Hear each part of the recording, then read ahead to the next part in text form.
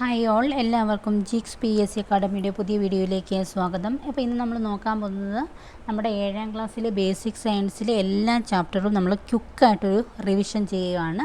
അപ്പോൾ ഒട്ടുമിക്ക ആൾക്കാരും ഇത് പഠിച്ചിട്ടൊക്കെ ഉണ്ടെങ്കിൽ അവർക്ക് വളരെയധികം യൂസ്ഫുള്ളാകും. പെട്ടെന്നുള്ള ഒരു റിവിഷൻ എല്ലാ ചാപ്റ്ററും കൂടെ ഓടിച്ചിട്ട് നോക്കുന്നു. അതുപോലെ തന്നെ പഠിക്കാത്തവരുണ്ടെങ്കിൽ ഇതിലത് ഇമ്പോർട്ടൻ്റ് ആയിട്ടുള്ള ക്വസ്റ്റ്യൻസൊക്കെ ഇൻക്ലൂഡഡ് ആണ്. അറിയാത്തതുണ്ടെങ്കിൽ നോട്ട് ചെയ്ത് വെച്ച് തന്നെ പഠിക്കുക. ഓക്കെ, നമുക്കറിയാം SCERT പുസ്തകങ്ങൾ നമ്മൾ പഠിച്ചിരിക്കേണ്ടത് വളരെയധികം അത്യാവശ്യമാണ്. അതുപോലെ തന്നെ ആദ്യമായിട്ട് നമ്മുടെ ചാനൽ കാണുന്നവരുണ്ടെങ്കിൽ ചാനലൊന്ന് ലൈക്ക് ചെയ്യുക, സബ്സ്ക്രൈബ് ചെയ്യുക, ഷെയർ ചെയ്യുക. അപ്പോൾ അത്രയേ ഉള്ളൂ, നമുക്ക് സ്റ്റാർട്ട് ചെയ്യാം. ഇത് കുറച്ചൊരു ലെങ്തി ആയിട്ടുള്ള വീഡിയോ ആണ്, കാരണം എല്ലാ ചാപ്റ്ററുകളിലും SCERTയുടെ ബേസിക് സയൻസിലെ എല്ലാ 7ാം ക്ലാസ്സിലെ എല്ലാ ചാപ്റ്ററുകളും ഉൾപ്പെടുത്താൻ നമ്മൾ ശ്രമിക്കുന്നുണ്ട്. ഓക്കെ, മണ്ണിൽ പൊന്നു വിളയിക്കാം. മാതൃസസ്യത്തിൻ്റെ കൊമ്പുകളിൽ വേരുകൾ മുളപ്പിച്ച് അതിൽ നിന്നും പുതിയ സസ്യം ഉൽപ്പാദിപ്പിക്കുന്ന രീതി ഏതാണ്? പതിവയ്ക്കലാണ്. മാതൃസസ്യത്തിൻ്റെ കൊമ്പുകളിൽ വേരുകൾ മുളപ്പിച്ച് അതിൽ നിന്നും പുതിയ സസ്യം ഉൽപ്പാദിപ്പിക്കുന്ന രീതിയാണ് പതിവയ്ക്കൽ. ഗുണമേന്മയുള്ള തൈകൾ ഉൽപ്പാദിപ്പിക്കാൻ ഒരേ വർഗത്തിൽപ്പെട്ട സസ്യങ്ങളുടെ തണ്ടുകൾ പരസ്പരം ഒന്നിച്ചു ചേർത്ത് പുതിയ സസ്യം ഉൽപ്പാദിപ്പിക്കുന്ന രീതിയാണ് കൊമ്പ് ഒട്ടിക്കൽ. അപ്പോൾ ഗുണമേന്മയുള്ള തൈകൾ ഉൽപ്പാദിപ്പിക്കാൻ ഒരേ വർഗത്തിൽപ്പെട്ട സസ്യങ്ങളുടെ തണ്ടുകൾ പരസ്പരം ഒന്നിച്ചു ചേർത്ത് പുതിയൊരു സസ്യം ഉൽപ്പാദിപ്പിക്കുന്ന രീതിയാണ് കൊമ്പ് ഒട്ടിക്കൽ. കൊമ്പ് ഒട്ടിക്കലിനായി തിരഞ്ഞെടുത്ത വേരോട് കൂടിയ ചെടിയാണ് നമ്മൾ സ്റ്റോക്ക് എന്ന് പറയുന്നു. ഗ്രാഫിറ്റിങ്ങിൽ ഒട്ടിക്കുന്ന കൊമ്പിന് പറയുന്നത് സയൺ എന്നാണ്. സയൺ. ഒരു പൂച്ചെടിയിൽ പല നിറം പൂക്കൾ ഉണ്ടാക്കാനുള്ള പ്രായോഗികമായ രീതിയാണിത് മുകുളം ഒട്ടിക്കൽ. West coast tall, east coast tall, Lakshadweep ordinary എന്നിവ എന്തിൻ്റെ ഇനങ്ങളാണ്? നീളം കൂടിയ ഇനം തെങ്ങിൻ്റെ വർഗ്ഗങ്ങളാണ് west coast tall, east coast tall, Lakshadweep ordinary. Chavakkad orange, Chavakkad green, ഗംഗബോധം എന്നിവ എന്തിൻ്റെ ഇനങ്ങളാണ്? നീളം കുറഞ്ഞ ഇനം തെങ്ങാണ്. അപ്പോൾ അതൊക്കെ തെങ്ങാണെന്നുള്ള കാര്യം ഓർത്തിരിക്കുക. ചാവക്കാട് ഓറഞ്ച്, ചാവക്കാട് ഗ്രീന്, ഗംഗബോധം എന്നിവ നീളം കുറഞ്ഞ ഇനം തെങ്ങാണ്. ഒരേ വർഗത്തിൽപ്പെട്ടതും വ്യത്യസ്ത സ്വഭാവ സവിശേഷതകൾ ഉള്ളതുമായ ചെടികൾ തമ്മിൽ കൃത്രിമ പരാഗണം നടത്തി പുതിയ വിത്ത് ഉൽപ്പാദിപ്പിക്കുന്ന രീതിക്ക് പറയുന്ന പേരെന്താണ്? വർഗസങ്കരണം. ലക്ഷദ്വീപ് ഓർഡിനറിയും ചാവക്കാട് ഓറഞ്ചും ചേർന്നുണ്ടാകുന്ന സങ്കരയിനം തെങ്ങുകളാണ് ചന്ദ്രലക്ഷ. നോട്ട് ചെയ്യുക, ലക്ഷദ്വീപ് ഓർഡിനറിയും ചാവക്കാട് ഓറഞ്ചും ചേർന്നുണ്ടാകുന്ന സങ്കരയിനം തെങ്ങാണ് ചന്ദ്രലക്ഷ. ഇത് സമഗ്ര എന്നുള്ള ഇതിൽ നിന്നും എടുത്തിട്ടുള്ളതാണ് കേട്ടോ. ചാവക്കാട് ഓറഞ്ചും വെസ്റ്റ് കോസ്റ്റ് ടോളും ചേർന്ന തെങ്ങാണ് ചന്ദ്രശങ്കര. ചാവക്കാട് ഓറഞ്ചും വെസ്റ്റ് കോസ്റ്റ് ടോളും ആണെങ്കിൽ ചന്ദ്രശങ്കരയും, ലക്ഷദ്വീപ് ഓർഡിനറിയും ചാവക്കാട് ഓറഞ്ചുമാണെങ്കിൽ ചന്ദ്രലക്ഷ. കണ്ട്, ലക്ഷദ്വീപ് എന്നുള്ളതിന് ചന്ദ്രലക്ഷ എന്ന് വരുന്നുണ്ട്. ഇവിടെ ചാവക്കാട് ഓറഞ്ചും വെസ്റ്റ് കോസ്റ്റ് ടോൾ, അപ്പം ചന്ദ്രശങ്കര എന്ന് ഓർത്തിരിക്കുക. നമ്മുടെ ശങ്കരനായിട്ട് നമ്മുടെ ശിവഭഗവാൻ അങ്ങ് ഉയരത്തിലാണെന്നുള്ള ഇതിലോർത്തിരുന്നാലും മതി. ലക്ഷദ്വീപ് ഓർഡിനറിയും ഗംഗാബോധവും ചേർന്ന സങ്കരയിനം തെങ്ങാണ് ലക്ഷഗംഗ. ഇവിടെ നിന്ന് ഈ ഗംഗാബോധം എന്നുള്ളതുകൊണ്ട് ഇവിടെ ഇത് നമുക്ക് കിട്ടും അല്ലേ. ലക്ഷദ്വീപിൻ്റെ ലക്ഷയുണ്ട്, ഇവിടെ ഗംഗയുണ്ട്, ലക്ഷഗംഗ എന്നുള്ളത് കിട്ടും. പവിത്ര, ഹ്രസ്വ, അന്നപൂർണ എന്നിവ എന്തിൻ്റെ സങ്കരയിനം വിത്തുകളാണ്? നെല്ലിൻ്റെ സങ്കരയിനം വിത്തുകളാണ് പവിത്ര, ഹ്രസ്വ, അന്നപൂർണം. ലോല, മാലിക, ഭാഗ്യലക്ഷ്മി, ജ്യോതിക എന്നിവ ഏതിൻ്റെ സങ്കരയിനം വിത്തുകളാണ്? പയറിൻ്റെ സങ്കരയിനം വിത്തുകളാണ്. പച്ചമുളകിൻ്റെ സങ്കരയിനം വിത്തുകളാണ് ഉജ്ജ്വല, ജ്വാലാമുഖി, അനുഗ്രഹയൊക്കെ പച്ചമുളകിൻ്റെയാണ്. കിരൺ, അർക്ക, അനാമിക, സൽകീർത്തി എന്നിവ വെണ്ടയാണ്. കിരൺ വെണ്ടയാണ്, അർക്ക വെണ്ടയാണ്, അനാമിക വെണ്ടയാണ്, സൽകീർത്തി വെണ്ടയാണ്. വഴുതനയുടെ സങ്കരയിനം വിത്തുകളാണ് സൂര്യ, ശ്വേത, ഹരിത, നീലിമയൊക്കെ വഴുതനയുടെയാണ്. മുക്തി, അനക, അക്ഷയ എന്നിവ എന്തിൻ്റെ സങ്കരയിനം വിത്തുകളാണ്? തക്കാളിയാണ്. മുക്തി, അനക, അക്ഷയ എന്നിവ സങ്കരയിനം തക്കാളിയാണ്. കേരള കാർഷിക സർവകലാശാലയുടെ ആസ്ഥാനം എവിടെയാണ്? മണ്ണൂത്തി, തൃശ്ശൂർ. കേന്ദ്ര കിഴങ്ങുവിള ഗവേഷണ കേന്ദ്രം എവിടെയാണ്? ശ്രീകാര്യം, തിരുവനന്തപുരം. കേന്ദ്ര കിഴങ്ങുവിള ഗവേഷണ കേന്ദ്രം എവിടെയാണ്? ശ്രീകാര്യം, തിരുവനന്തപുരം.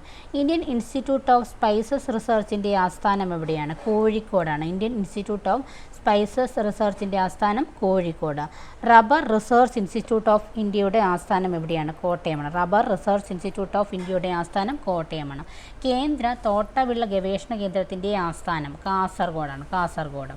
ഒരു ചെടിയുടെ കോശത്തിൽ നിന്നോ ഒരു കൂട്ടം കോശങ്ങളിൽ നിന്നോ ചെടികൾ വളർത്തിയെടുത്ത് പുതിയ തലമുറയെ ഉൽപ്പാദിപ്പിക്കുന്ന പറയുന്ന പ്രവർത്തനമാണ് എന്താ? Tissue culture. ഒരു ചെടിയുടെ കോശത്തിൽ നിന്നോ ഒരു കൂട്ടം കോശങ്ങളിൽ നിന്നോ ചെടികൾ വളർത്തിയെടുത്ത് പുതിയ തലമുറയെ ഉൽപ്പാദിപ്പിക്കുന്ന പ്രവർത്തനമാണ് എന്താ? Tissue culture.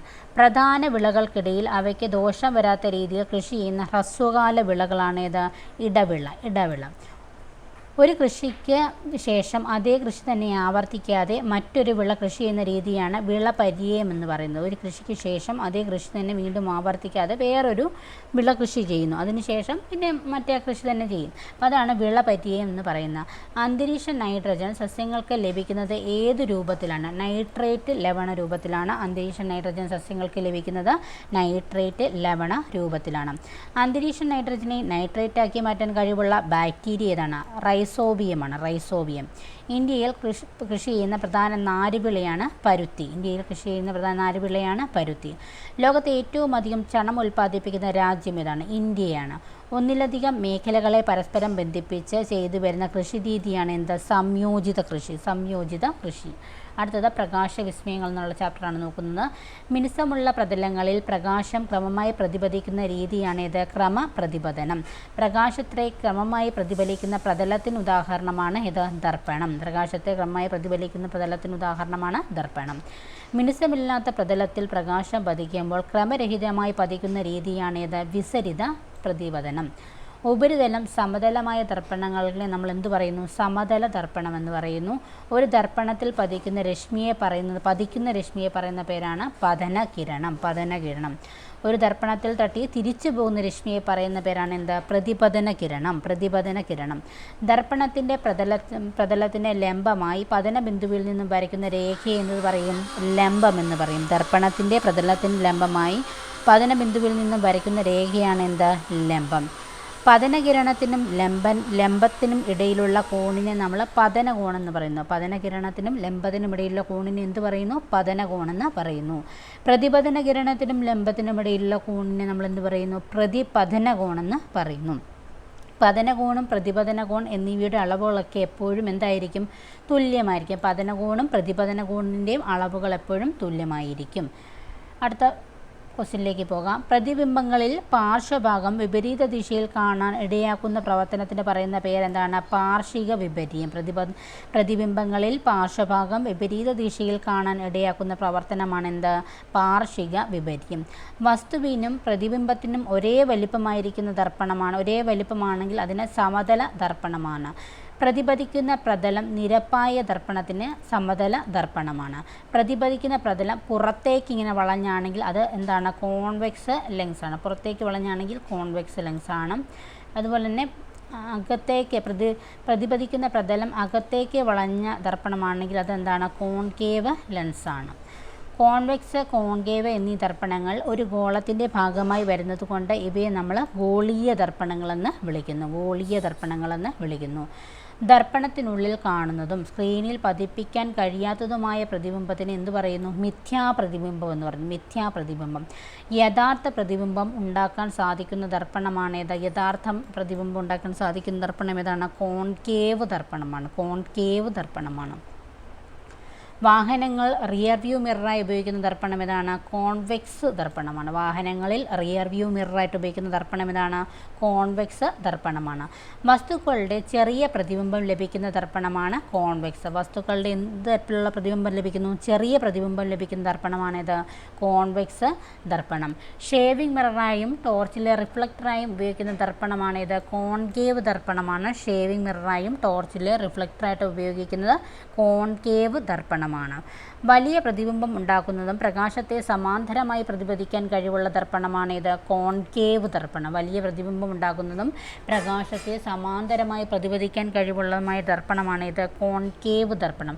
പ്രകാശം ഒരു മാധ്യമത്തിൽ നിന്ന് വ്യത്യസ്തമായ മറ്റൊരു മാധ്യമത്തിലേക്ക് കടക്കുമ്പോൾ അതിൻ്റെ പാതയ്ക്ക് വ്യതിയാനം സംഭവിക്കുന്ന പ്രതിഭാസമാണ് അപവർത്തനം. പ്രകാശം ഒരു മാധ്യമത്തിൽ നിന്ന് വ്യത്യസ്തമായ മറ്റൊരു മാധ്യമത്തിലേക്ക് കടക്കുമ്പോൾ അതിൻ്റെ പാതയ്ക്ക് എന്ത് സംഭവിക്കുന്നു? വ്യതിയാനം സംഭവിക്കുന്ന പ്രതിഭാസമാണ് അപവർത്തനം. മധ്യത്തിൽ കനം കൂടിയതും വക്കുകൾ കനം കുറഞ്ഞതുമായ ലെൻസാണ് ഇത് കോൺവെക്സ് ലെൻസ്. മധ്യത്തിൽ കനം കൂടിയതും വക്കുകൾ കനം കുറഞ്ഞതുമായിട്ടുള്ള ലെൻസിന് നമ്മൾ എന്ത് പറയുന്നു? കോൺവെക്സ് ലെൻസ് എന്ന് പറയുന്നു. മധ്യത്തിൽ കനം കുറഞ്ഞ വക്കുകൾ കനം കൂടിയ ലെൻസാണെങ്കിൽ അത് കോൺകേവ് ലെൻസാണ്. കോൺകേവ് ലെൻസാണ്. ലെൻസിലൂടെ കടന്നു പോകുന്ന പ്രകാശത്തെ പരസ്പരം അടുപ്പിക്കുന്ന ലെൻസാണ് ഇത് കോൺവെക്സ് ലെൻസ്. ലെൻസിലൂടെ കടന്നു പോകുന്ന പ്രകാശത്തെ എന്ത് ചെയ്യുന്നു? പരസ്പരം അടുപ്പിക്കുന്ന ലെൻസാണ് കോൺവെക്സ് ലെൻസ്. ലെൻസിലൂടെ കടന്നു പോകുന്ന പ്രകാശത്തെ പരസ്പരം അകറ്റുന്ന ലെൻസാണ് എന്ത്? Concave lens. അകറ്റുന്ന ലെൻസാണ് കോൺകേവ് ലെൻസ്.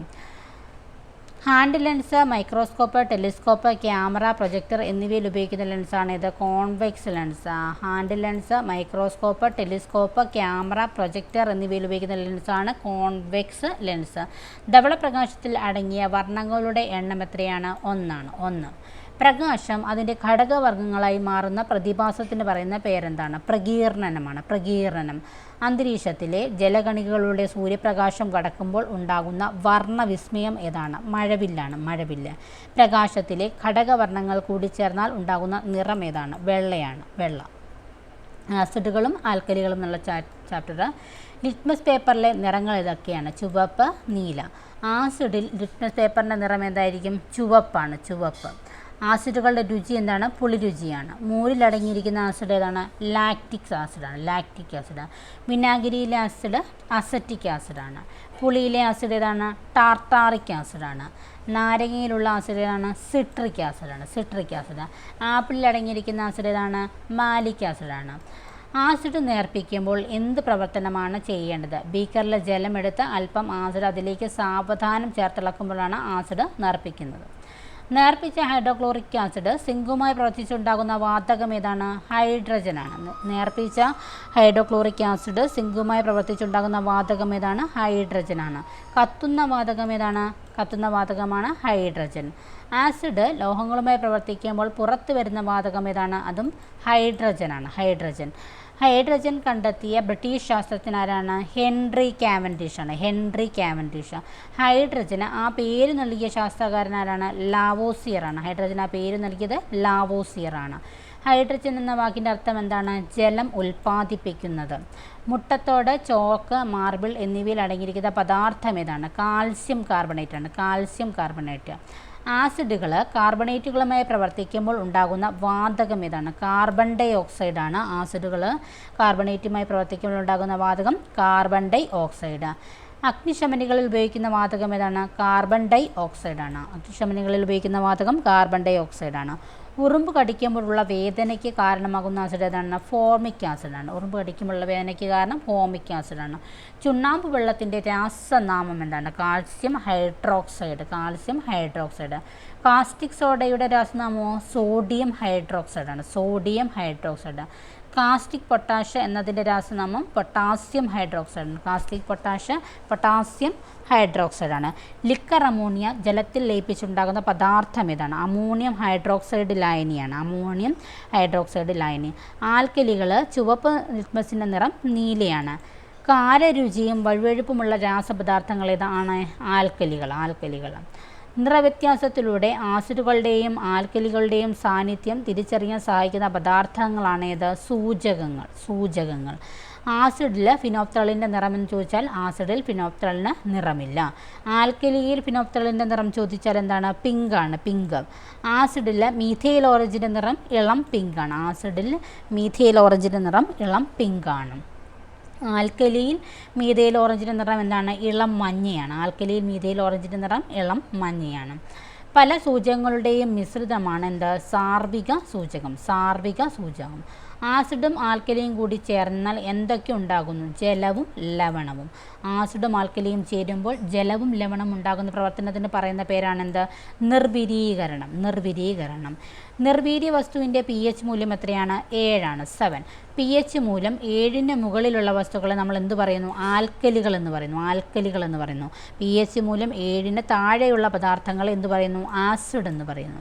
ശരിയായ രീതിയിൽ ആഹാരം കഴിക്കാതിരിക്കുക, വേണ്ടത്ര വെള്ളം കുടിക്കാതിരിക്കുക, തെറ്റായ ആഹാരശീലം പിന്തുടരുക എന്നിവ കാരണം ഉണ്ടാകുന്ന രോഗം ഏതാണ്? അസിഡിറ്റിയാണ്. അസിഡിറ്റിയാണ്. അസിഡിറ്റി കുറയ്ക്കാൻ ഉപയോഗിക്കുന്ന മരുന്നുകളിൽ അടങ്ങിയിരിക്കുന്ന എന്ത് സംയുക്തങ്ങളാണ് ഉപയോഗിക്കുന്നത്? ആൽക്കലിയാണ് ഉപയോഗിക്കുന്നത്. അസിഡിറ്റി കുറയ്ക്കാൻ ഉപയോഗിക്കുന്ന മരുന്നുകളിൽ അടങ്ങിയ സംയുക്തമാണ് ഉപയോഗിക്കുന്നത് ചോദിച്ചാൽ ആൽക്കലിയാണ്. ഭക്ഷ്യവസ്തുക്കളിൽ സിട്രിക് ആസിഡിൻ്റെ ഉപയോഗം എന്താണ്? അതായത് ഭക്ഷ്യവസ്തുക്കളിലെ കേട് വരാതെ സൂക്ഷിക്കുന്നു. മോട്ടോർ വാഹനങ്ങളുടെ ബാറ്ററിയിൽ ഉപയോഗിക്കുന്ന ആസിഡ് ഏതാണ്? സൾഫ്യൂരിക് ആസിഡാണ്.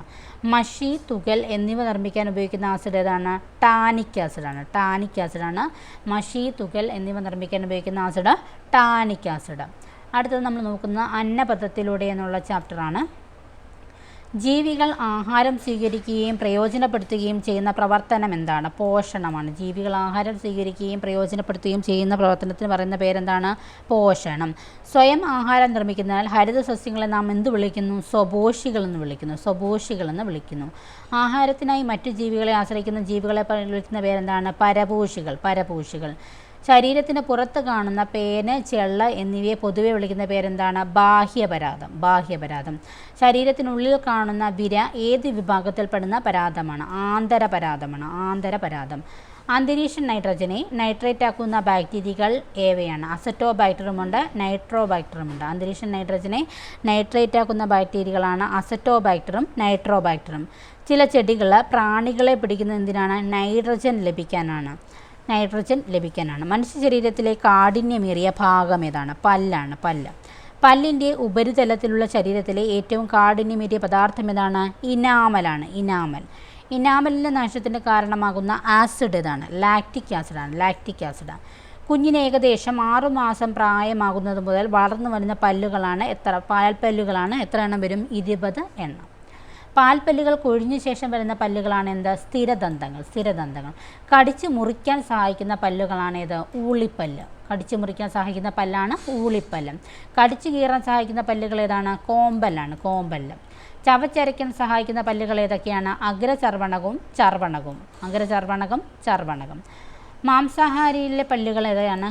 കോമ്പല്ലുകൾ. വായിൽ നിന്ന് ആഹാരം ആമാശയത്തിലെത്താൻ സഹായിക്കുന്ന ഭാഗം ഏതാണ്? അന്നനാളം. അന്നനാളത്തിലൂടെ തരംഗരൂപത്തിലുള്ള ചലനത്തിന് നമ്മൾ എന്തു പറയുന്നു? പെരിസ്റ്റാൾസിസ് എന്ന് പറയുന്നു. ആഹാരം കുഴമ്പ് പരുവത്തിലാക്കുന്ന ഭാഗം ഏതാണ്? ആമാശയം. ആഹാരത്തിൻ്റെ ദഹനം പൂർത്തിയാക്കുന്ന ഭാഗം ഏതാണ്? ചെറുകുടലാണ്. ദഹിച്ച ആഹാരത്തിലെ പോഷക ഘടകങ്ങൾ രക്തത്തിലേക്ക് ആഗിരണം ചെയ്യപ്പെടുന്നത് എവിടെ വെച്ചാണ്? ചെറുകുടലിൽ വെച്ചാണ്. ധാതു ലവണങ്ങൾ അടങ്ങിയ ജലത്തിൻ്റെ ആഗിരണം നടക്കുന്ന ഭാഗം ഏതാണ്? വൻകുടലാണ്. പോഷണ പ്രക്രിയയിലെ ആദ്യഘട്ടത്തിന് പറയുന്ന പേരെന്താണ്? ആഹാര സ്വീകരണമാണ്.